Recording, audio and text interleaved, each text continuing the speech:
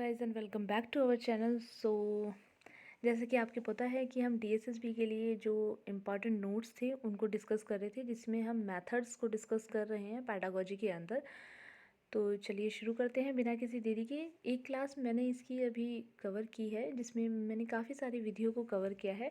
आप सबसे पहले उसे देखिएगा, देन आप इसको देखिएगा, तो आपको चीज़ें अच्छे से क्लियर होगी। तो चलिए चलते हैं बिना किसी देरी के।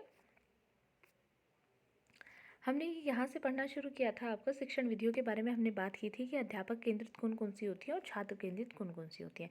इसके अलावा कुछ खेल विधि भी होती हैं जिनके बारे में हमने पढ़ा था। चलिए आगे चलते हैं। ये हमारी विधियाँ हो गई थी। हम समस्या समाधान विधि पर थे। ये आपका समस्या समाधान विधि, संश्लेषण, आगमन, और ये है आपके स्टेप प्रोजेक्ट के। ये रही आपकी समस्या समाधान विधि। ये बहुत ज़्यादा इम्पॉर्टेंट हो जाती है समस्या समाधान विधि, क्योंकि इस विधि को ये इस वजह से आपकी जो है इम्पॉर्टेंट मानी जाती है, क्योंकि एग्ज़ाम में इस विधि से काफ़ी ज़्यादा क्वेश्चन पूछे जाते हैं। आपसे पूछा जा सकता है कि समस्या समाधान विधि के जन्मदाता कौन है, तो आपको याद रखना है सुकरात और संत थॉमस। प्रॉब्लम सॉल्विंग मेथड को किसने इंट्रोड्यूस किया है, तो आपके सुकरात हैं और संत थॉमस के द्वारा ये इंट्रोड्यूस किया गया है। तो अगर आप बात करें इसके उद्देश्य की, तो छात्रों की जितने भी समस्या समाधान, मतलब छात्रों के अंदर समस्या समाधान योग्यता का विकास करना है, कि छात्र जो है वो अपनी समस्या का समाधान खुद ही कर सके, प्रॉब्लम सॉल्विंग मेथड अपने अंदर डेवलप कर सके। इसके पद आते हैं, यानी स्टेप्स इनके पूछे जाते हैं, वो इम्पॉर्टेंट है आपके लिए। तो सबसे पहले तो आपको समस्या का चयन करना। छात्र और अध्यापक मिलकर समस्या का चयन करेंगे। कोई भी एक समस्या आप क्लासरूम में उठा सकते हैं। जैसे मान लीजिए कि आपने एक समस्या उठाई जो है आपका कक्षा कक्ष से संबंधित। कक्षा कक्ष से संबंधित आपके पास कोई जो है समस्या है, तो आपने इसका चयन कर लिया। सबसे पहले आपने इस टॉपिक को उठा लिया। दूसरा आ जाता है समस्या का प्रस्तुतिकरण करना। अध्यापक के द्वारा क्या किया जाएगा, समस्या का प्रस्तुतिकरण किया जाएगा। जैसे कि मान लीजिए कि भाई बच्चों को समस्या है कि कक्षा कक्ष में बहुत ज़्यादा कूड़ा इकट्ठा हो जाता है, तो ये एक प्रस्तुतिकरण है। अब इसका निवारण किस तरीके से करना है, वो अध्यापक के द्वारा बालकों को बताया जाएगा। फिर आता है आपका उपकल्पनाओं का निर्माण करना। यहाँ पर बच्चे जो हैं वो अपनी हाइपोथेसिस फॉर्म करेंगे और सोचेंगे कि किस तरीके से इस चीज़ का निर्माण हम कर सकते हैं। समस्या चयन के उपरांत समस्या के संभावित कारण और संभावित समाधान की सूची बनाई जाती है और उस पर चिंतन होता है। आई होप आपको यहाँ तक ये चीज़ क्लियर हुई होगी। चलिए आगे चलते हैं। उसके बाद आ जाता है आपका आंकड़ों का संग्रह, वह उनका सत्यापन करना है। यानी कि एक आपको डाटा कलेक्शन करना है कि भाई अगर कक्षा कक्ष में कूड़े की समस्या है, तो वो कूड़े की समस्या क्यों है, ये कूड़ा कहाँ से आता है, या आपका जो विद्यालय है वो कितने शिफ्ट में है, क्या ये फर्स्ट शिफ्ट से कूड़ा इकट्ठा किया जाता है या सेकंड से, या झाड़ू वाले के द्वारा साफ़ सफाई नहीं की जाती। आपको बहुत बेसिक से बेसिक चीज़ों पर ध्यान देना होगा। उसमें आपका आएगा कि आंकड़ों का संग्रह व उसका सत्यापन करना। आप आंकड़ों को इकट्ठा कर रहे हैं और उसका सत्यापन कर रहे हैं। देन आप कहेंगे निष्कर्ष निकालना। विश्लेषण के उपरांत आप निष्कर्ष निकालोगे कि जो आपकी समस्या है वो क्यों है और उस समस्या का निवारण क्या हो सकता है। तो चलिए जल्दी से इसके स्टेप्स को दोहराते हैं। सबसे पहला है चयन करना। सबसे पहला क्या है, चयन करना। दूसरा आपका क्या हो जाएगा, प्रस्तुतिकरण करना। प्रस्तुतिकरण करना आपका। फिर हो जाएगा आपका न उपकल्पना का निर्माण करना, यानी कि आपका कल्पना बनाना।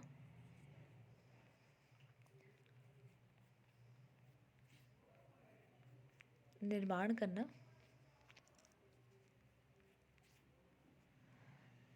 उसके बाद आएगा आपका उपकल्पना के निर्माण के बाद अभी मैंने 2 स्टेप्स बताए हैं, उसमें आएगा आंकड़ों का संग्रह व उनका सत्यापन करना, इकट्ठा करना, आंकड़ों को इकट्ठा करना। आप संग्रह बोल सकते हैं कि भाई आंकड़ों का आपको संग्रह करना, और फिर देन आपको क्या करना, निष्कर्ष निकालना। ये आपका हो जाएंगे पाँचों के पाँचों स्टेप्स। क्वेश्चन ज़रूर पूछा जाता है, इधर उधर स्टेप्स लगा दिए जाते हैं और आपको वो करने हैं, लाइन में लगाने होते हैं।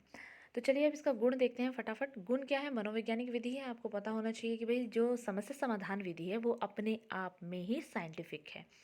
यह विधि बच्चों को सोचने के लिए मोटिवेट करती है, करके सीखने पर बल देती है, और करके सीखना जो है वो स्थायी होगा, क्योंकि बच्चा खुद खोज द्वारा खुद ही समस्या का समाधान करेगा, तो वो स्थायी होगा। अब दोष की अगर हम बात करें तो छोटी कक्षा के लिए अनुपयुक्त है। ये बच्चे क्या करेंगे? बच्चे किसी समस्या का समाधान क्या करेंगे?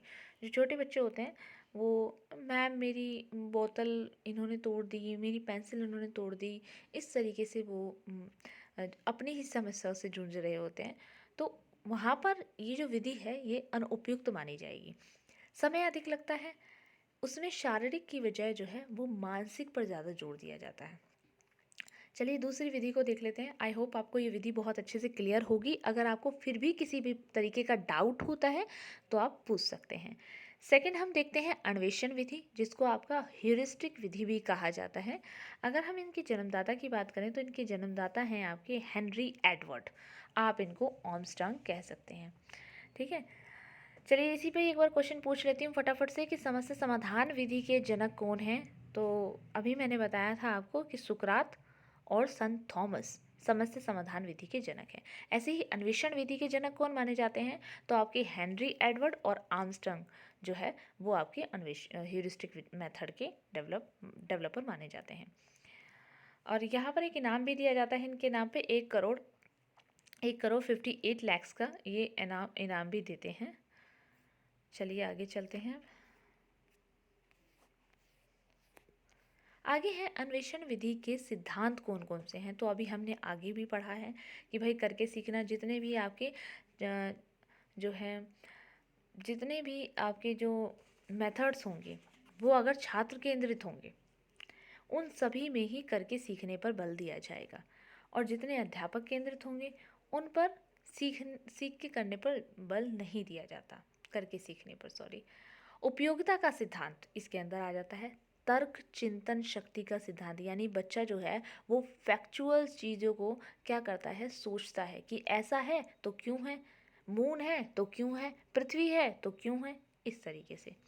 अगर हम गुण की बात करें तो बच्चे के अंदर खोज प्रवृत्ति का विकास होता है, स्थायी ज्ञान उसके अंदर आ जाता है, वैज्ञानिक दृष्टिकोण का उसके अंदर विकास होता है, साइंटिफिक जो है वो आपका दृष्टिकोण बना लेता है। दोष की अगर हम बात करें तो यह विधि छोटे बच्चों के लिए अच्छी नहीं है। सभी पाठों को इस विधि के द्वारा ठीक से नहीं पढ़ाया जा सकता। योग्य अध्यापकों की इसके अंदर कमी होती है। अगर आप डिस्कशन की बात कर रहे हैं ना, अगर आप बात करें कि बच्चे को जो है वो डिस्कशन मेथड से पढ़ाया जाए तो आपको बहुत सारी चीज़ों का ध्यान रखना होता है।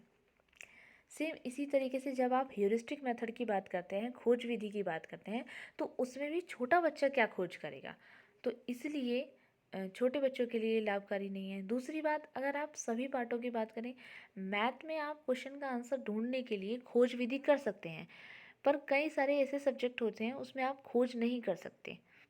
ठीक है, आगे आते हैं। योग्य अध्यापकों की कमी इसके अंदर होती है। आपको एक नॉलेजेबल पर्सन की यहाँ आवश्यकता होती है, जिसको ना केवल अपने विषय की नॉलेज हो बल्कि दूसरे विषय से भी कनेक्शन की उसको नॉलेज हो कि किस तरीके से आप अपने विषय को दूसरे विषय के साथ कनेक्ट करके बता सकते हैं।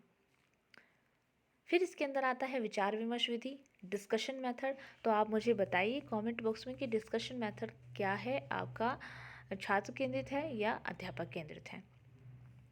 यह विधि प्रजातांत्रिक विचारों पर आधारित है, और इसमें क्या होता है, अपने जो विचार होते हैं उनका आदान प्रदान किया जाता है। बच्चा इसके अंदर सक्रिय रहते हैं, वही बच्चे आपस में बातचीत करते हैं, टॉपिक को समझते हैं।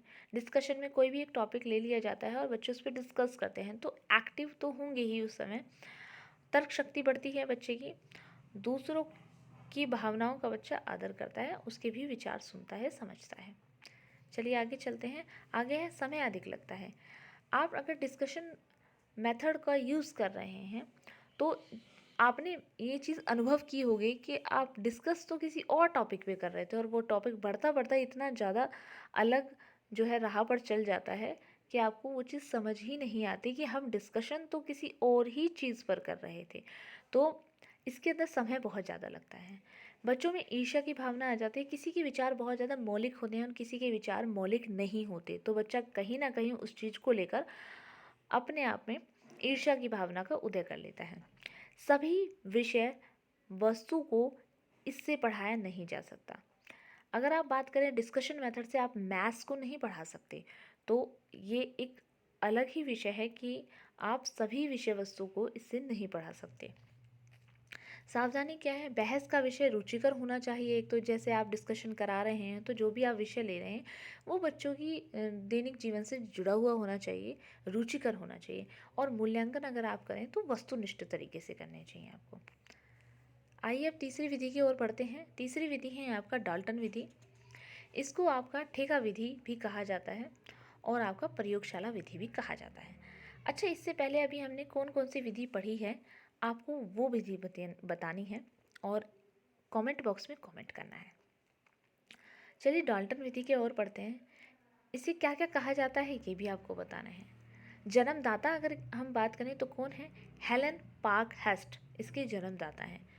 अभी मैंने आपको दो विधि यानी कि आपका ह्यूरिस्टिक मेथड के जन्मदाता बताए थे, और उससे पहले हमने जो है आपका समस्या समाधान विधि के जन्मदाता के बारे में पढ़ा था। ये दोनों ही आपको बताने हैं अभी कमेंट बॉक्स में कमेंट करके। तो इसको डाल्टन डाल्टन विधि द्वारा एक गांव का निर्माण किया गया था, जिसे डाल्टन गांव का नगर कहा गया था, सॉरी डाल्टन नगर कहा गया था। मजदूरों के बच्चे इसमें पढ़ने के लिए आते थे और उनके लिए एक योजना बना दी जाती थी पूरे साल की, कि पूरे साल आपको ये कार्य करना है। एक ठेका टाइप, जैसे बच्चे को देते हैं ना कि भाई आपको ये करना है, देखिए एक ठेका टाइप आप बच्चे को दे देते थे। अब उसकी योजना को थोड़ा सा समझते हैं। डाल्टन योजना का प्रयोग किस तरीके से किया जाता था। यह योजना 9 वर्ष से ऊपर के बच्चों हेतु निर्धारित की जाती थी। यानी 9 वर्ष से अगर आप छोटे हैं तो आप इस विधि का प्रयोग नहीं कर सकते। इसमें निर्धारित विषय दे दिए जाते थे, एक मास में कितना कार्य आपको करना है ये निर्धारित हो जाता था। कार्य योजना जो है वो एक मास में क्या क्या चीज़ें आपको करना है उसका चार्ट बनाकर बच्चों को दे दिया जाता था। फिर कार्य योजना आपको हो गया। कार्य योजना के अगर आप अंग देखें तो एक मास में 4 सप्ताह होते हैं। एक सप्ताह में 7 दिन, जिसमें से 5 दिन आपको कार्य करना है, 2 दिन आपका अवकाश माना जाता था। एक मास में आपके 20 पार्टों को कवर किया जाता था। यहाँ पर कोई कक्ष नहीं थी। पाठशालाएं जो थी वो कार्यशील थी आपकी। सम्मेलन कक्ष होते थे जहाँ पर समस्या का निदान किया जाता था, और प्रगति लेख जो है वो ग्राफ के द्वारा दर्शाया जाता था, बताया जाता था कि बच्चा जो है वो इस तरीके से बढ़ोतरी कर रहा है। बाल केंद्रित है आपका। रुचि का इसके अंदर सिद्धांत है। क्रिया द्वारा ज्ञान प्राप्त किया जाता है। यह योजना बालक की व्यवस्थित और व्यक्तिगत भिन्नताओं पर बल देती है। बेसिकली व्यक्तिगत भिन्नताओं पर ही बल देती है। दोष की बात करें तो अनुशासन की समस्या है इसके अंदर, कम उम्र के बच्चों के लिए उपयोगी ये नहीं है। अनुशासन नहीं है, बच्चा चाहे तो कार्य करे चाहे ना कार्य करे।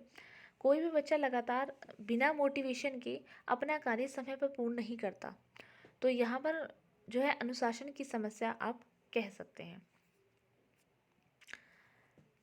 शिक्षक का काम जो है वो बढ़ जाता है। शिक्षक को यह देखना कि बच्चा कर रहा है नहीं कर रहा है, ये सारी की सारी चीज़ें शिक्षक के लिए बढ़ जाती हैं। क्षेत्रीय शिक्षण विधि यानी कि रीजनल टीचिंग मेथड भी इसके अंदर आता है। इसके जनक कौन है, तो आपको ये जो है इसके जनक बताना है। इसके जनक कौन है, इसके जनक है A.J. हार्वर्डसन। यह विधि भूगोल विषय हेतु उपयुक्त है। तो स्पेशली भूगोल विषय के लिए एक जो है विधि है उसका नाम है क्षेत्रीय शिक्षण विधि।